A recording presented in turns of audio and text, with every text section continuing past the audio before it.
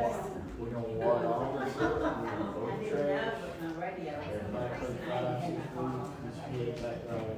It's not before you're We're tough. gonna punt on But I started Thursday. ashing stuff today.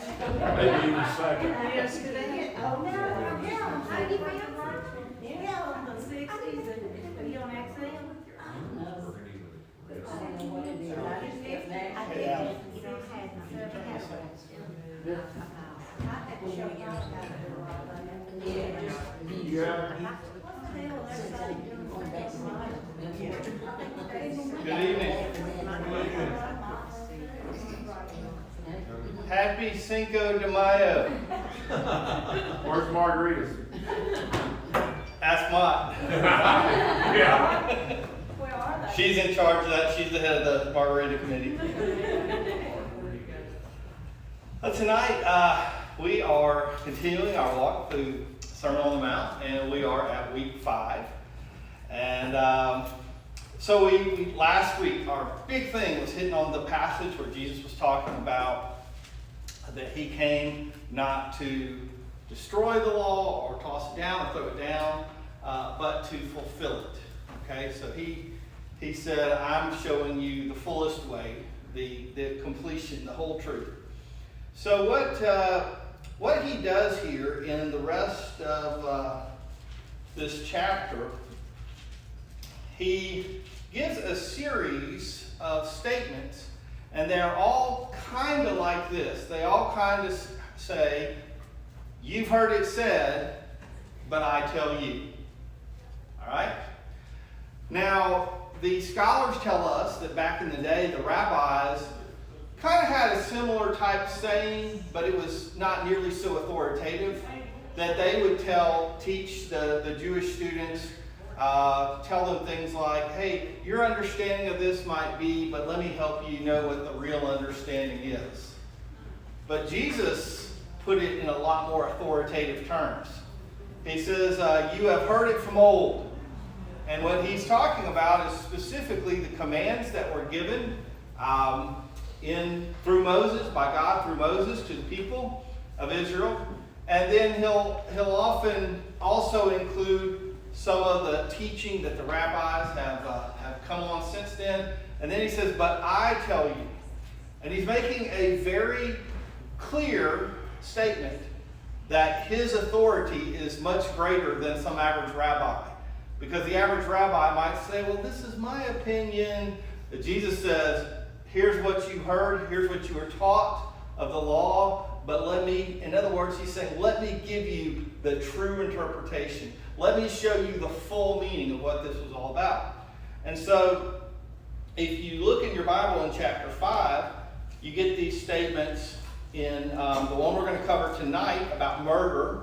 You have heard that it was said to the people long ago, you shall not murder, and anyone who murders will be subject to judgment.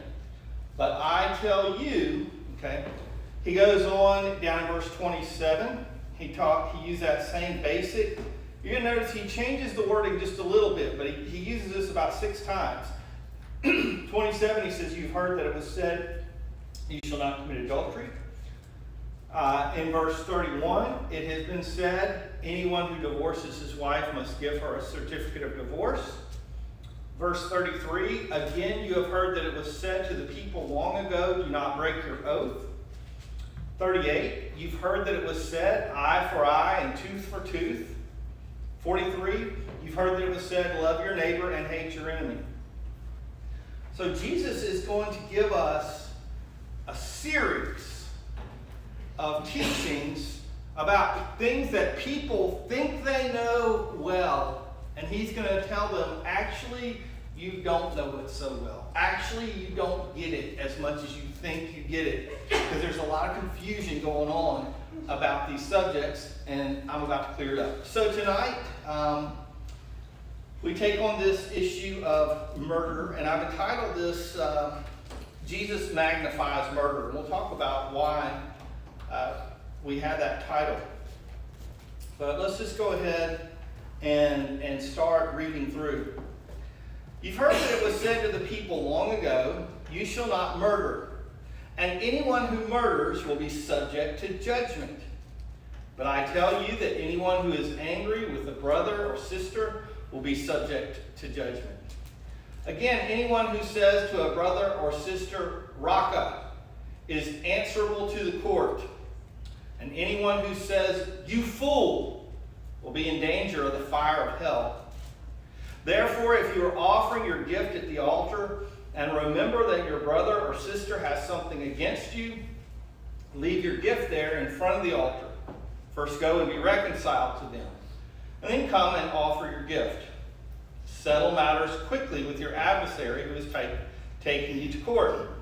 Do it while you are still together on the way, or your adversary may hand you over to the court, and the judge may hand you over to the officer, and you may be thrown in prison. Truly I tell you, you will not get out until you have paid the last penny.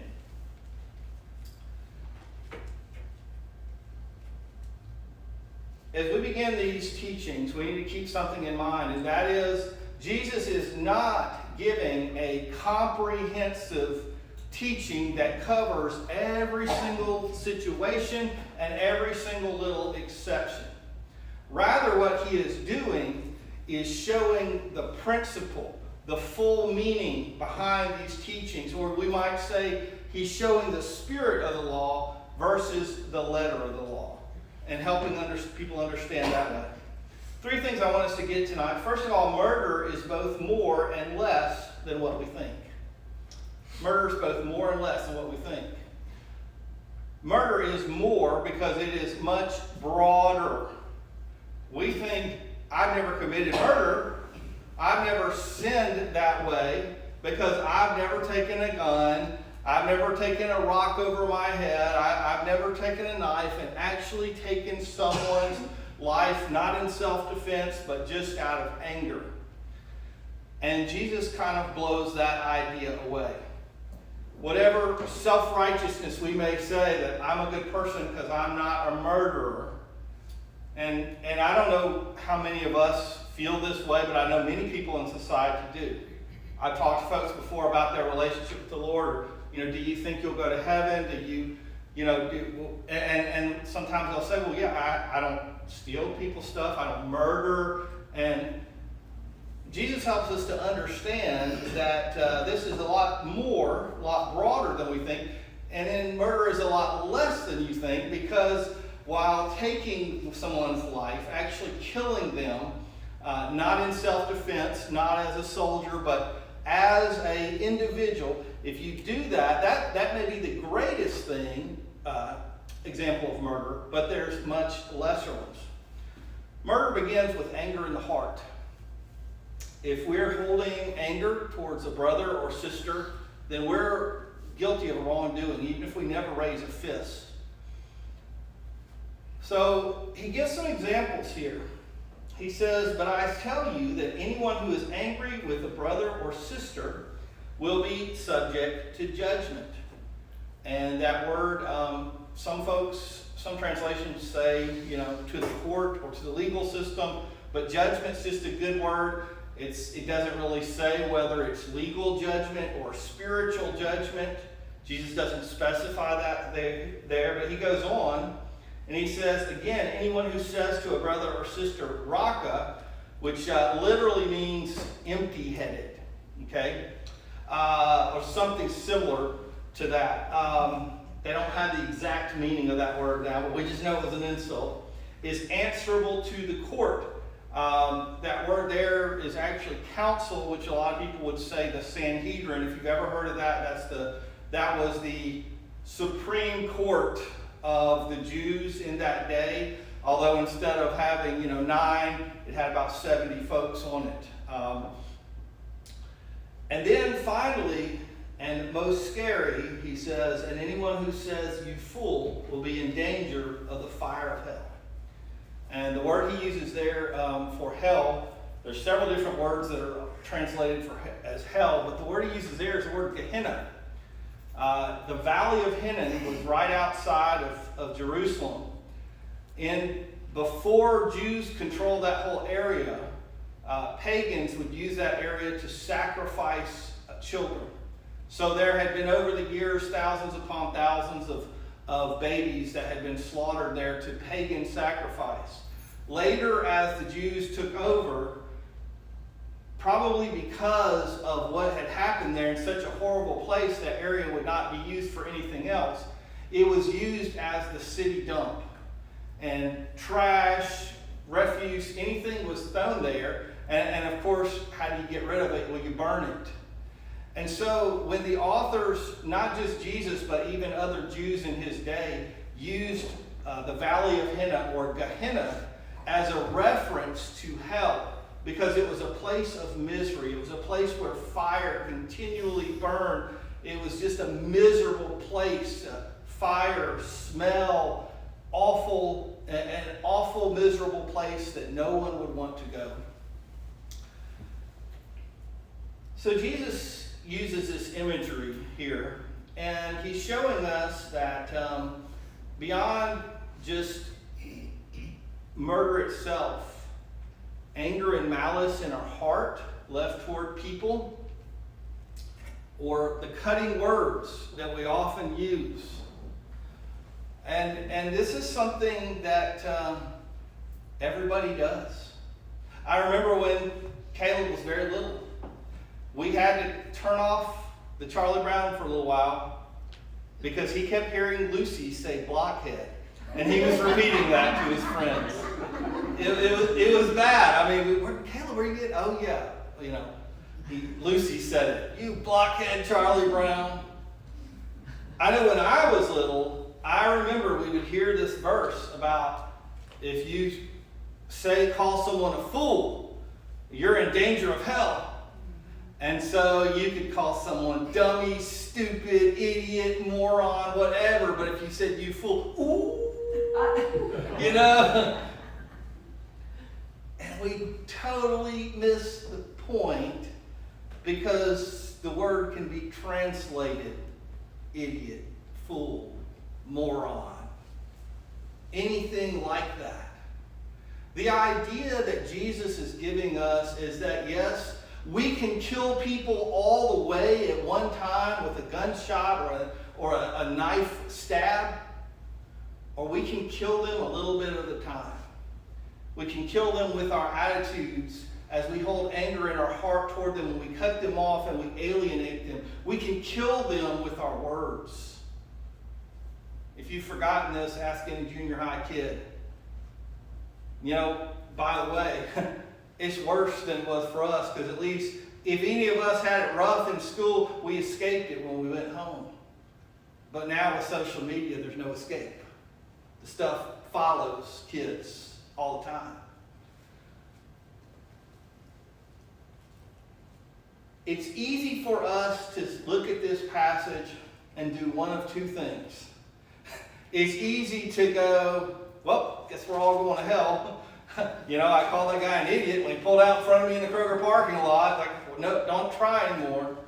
Or the other thing that we can do is to say, you know, I guess this really can't be that serious because everybody calls people an idiot. So this just isn't really for me, and skip over it. And we've really messed up when we've done that. Jesus is telling us something completely serious and completely relevant to all of our lives right now. Because there is not one of us, I'm going to call you a liar if you say, I've never called anyone stupid, idiot, moron. We've all done it. If you hadn't done it out loud, you've done it in your heart. We have all attacked and cut down people's character. We've killed them. Maybe it's a little bit at a time, if we hadn't done it all at once. And that's what Jesus is getting at here. And remember I said that Jesus is trying to get us the big picture of the spirit of the law, and this doesn't cover every single eventuality and every single exception and all that. And so we can go and see what the rest of the Bible has about anger, and there's tons and tons of warnings, and basically the whole Bible is teaching us that we should be slow to anger. We shouldn't be quick to pop off. We shouldn't have a hot, heavy temper. In our anger, we're not to sin when we get angry. And our anger is supposed to dissipate very quickly. Don't let the sun go down on your wrath. The Bible tells us that man's anger does not accomplish anything good. Okay? Jesus was not making this point to say that if you got upset when someone did something rude to you, that you're evil.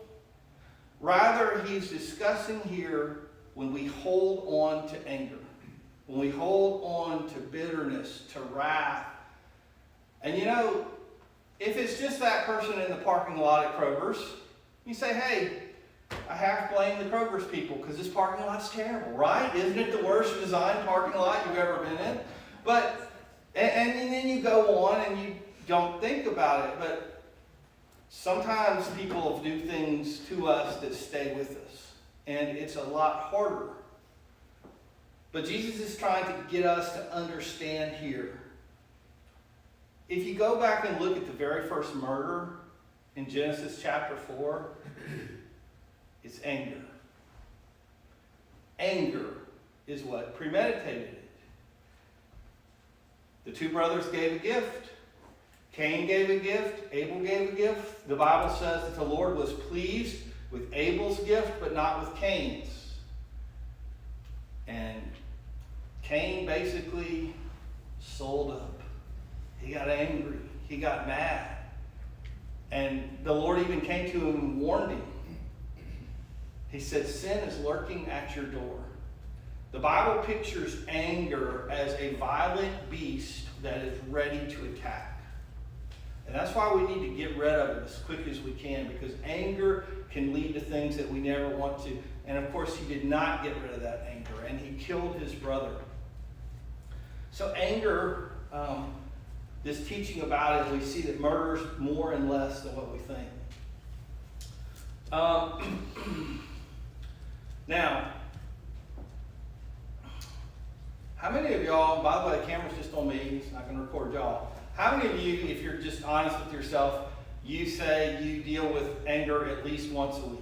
Raise your hand if you deal with anger at least once a week. Okay, put them down. How many of you deal with anger at least once a day? I do. I'm proud if any of you don't.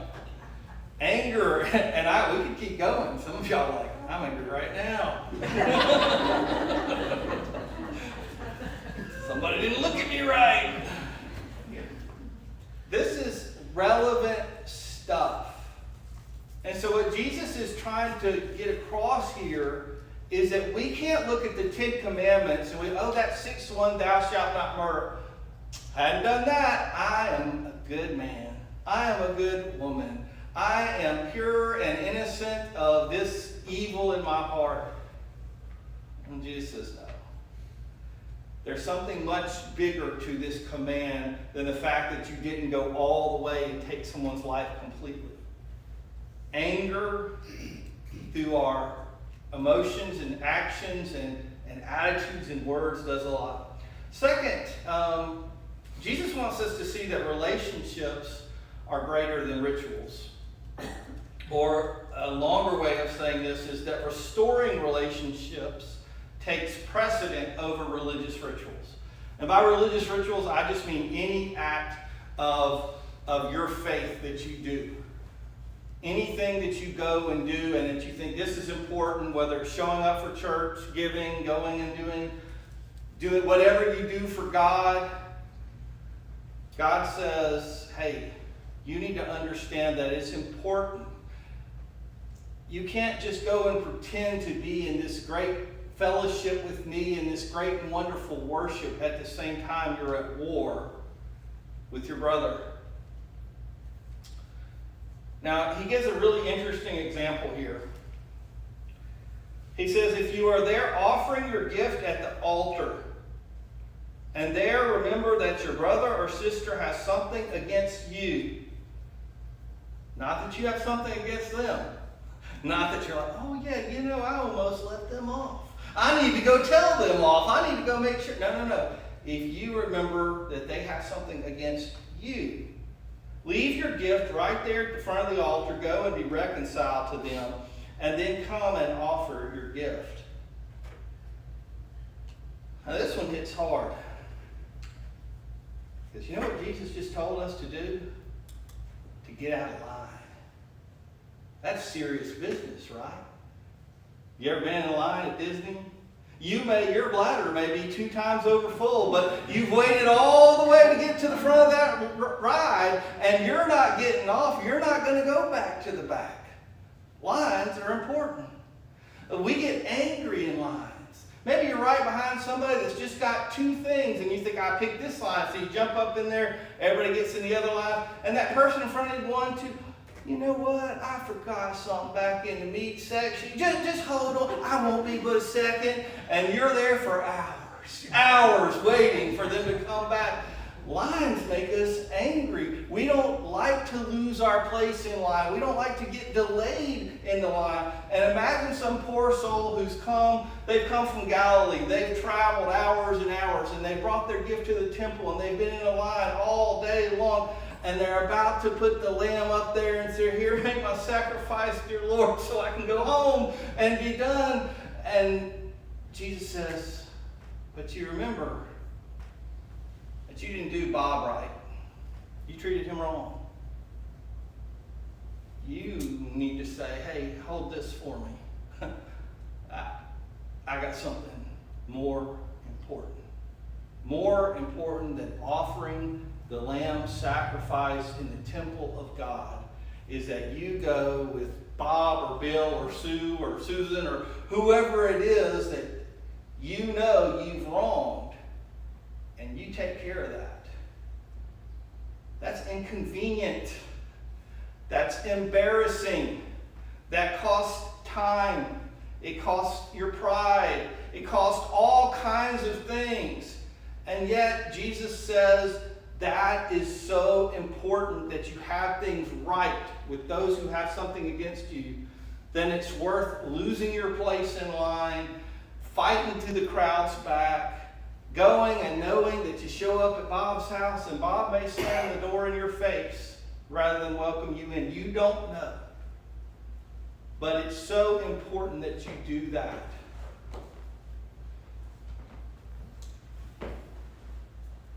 We disrespect God.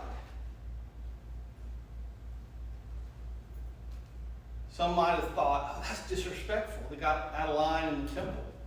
But we disrespect God far more than getting up. And you know what? As pastor, folks are fine to get up out of the pew when they want something. I can testify every week. Somebody's bathroom, take the kid out to the woodshed, do whatever they do, but someone's getting up and going out. But we'll do that when we perceive a need. That I'm not feeling well, or I need to go to the bathroom. But will we get up from our pew if we realize I've let this go on too far, too long? And we disrespect God when we sit week after week in the pew and pretend like things are fine when they're not. Yes, God, we have a great relationship. And he's like, but you've wronged my child. Yes, my child, you're my child. But you've wronged your brother. You've wronged your sister. And you're ignoring that and pretending like nothing's happened. And then finally, Jesus' words here teach us that restitution is less costly than pride. Restitution is less costly than pride. We have a tendency to say, that's my story and I'm sticking to it. You know, I'm not in the wrong. I heard someone recently give a speech. And in their speech, this is a good person, a nice person, but in their speech, this person talked about how the fact that they're pretty good about admitting when they're wrong. And I almost spit out my teeth. Really? It's not what I've heard. Actually, this person will fight you tooth and nail. Isn't it funny that sometimes we can consider ourselves humble, we can consider ourselves reasonable people, and yet we are so dadgum set on fighting for our way and not admitting wrong so many times. And Jesus switches here. You know, his first setting is courtrooms or judgment, whether it be really more of a spiritual judgment, or even if it's judgment in a courtroom, it's in a Jewish courtroom. Then he moves on to the imagery of the temple. Well, his final thing, he moves on to imagery of the law, but it's Roman law now. It's not the Jewish law, because he's talking about debtor's prison, and the Jews didn't have debtor's prison. So he has to be talking about the idea of debt and going to jail that the Romans would have put on someone. And he says this. He says, settle matters quickly with your adversary who is taking you to court. Do it while you are still together on the way, or your adversary may hand you over to the judge, and the judge may hand you over to the officer, and you may be thrown in prison. Truly I tell you, you will not get out until you have paid the last penny. Now there's something interesting here. By the way, hold on. Got that. Got to be able to see the clock. Something interesting here I had never really thought about before. You know, we use the phrase taking someone to court. But when you say, oh, I'll take someone to court, what you mean is y'all are both going to show up at the courthouse the same time and sit on different sides. But this is literally, he says, when you take someone to court, on the way there, fix things up. Okay? So, when your adversary, in other words, you get the picture, and I don't know if this is how the system worked in that day, when your adversary shows up to the house and says, hey, you're going with me to stand in front of the judge, and, I'm going to give you a ride there to make sure you show up. Maybe it's that kind of thing, but it says, when someone takes you to the court, on the way, make friends. On the way, work this thing out. And Jesus' example here is, the idea is not of needlessly, admitting something that isn't true. But the idea is, again, if you have genuinely wronged someone, but you never stop to consider it. You never stop to see it from their point of view. And Jesus is giving us this imagery or this idea that's very true today, and that is, you don't know what's going to happen when you get to the courtroom. You don't. Any of you who have ever been in a courtroom situation, you don't know what's going to happen. You may think you know this is what's right and this is what's just and this should happen, but there is no telling. That person might be friends with the judge, or that person might be more impressive to the judge. And you have no idea, and while you think you're going to be exonerated, you may end up coming out and the judge saying, no, you're the one in the wrong. And that's a scary situation, so even when you think you really are the one in the right. And Jesus is saying, look, if you've got, someone has something against you, if you've done someone wrong, work this thing out with them.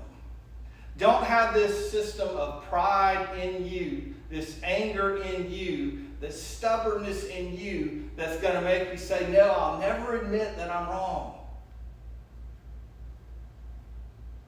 Because you never know what happens. And he basically gives the worst case scenario. He says, you won't get out until you've paid the very last penny. And he's making the idea that so many things in life, if we would just humble ourselves for just a second and look at something from someone else's point of view, because let's be honest, most of the time when we're mad at people, there's a little bit of wrong on both sides. But we see the wrong on their side. And our side, well, yeah, maybe I got out, maybe I raised my voice, maybe I blah, blah, blah. But they deserved it because they did blah, blah, blah, blah, blah. And we see they're wrong. It's like I've seen it said, and I totally agree with it. We want grace for us and justice for others. And Jesus is saying we need to have this attitude that says, I'm ready to make things right if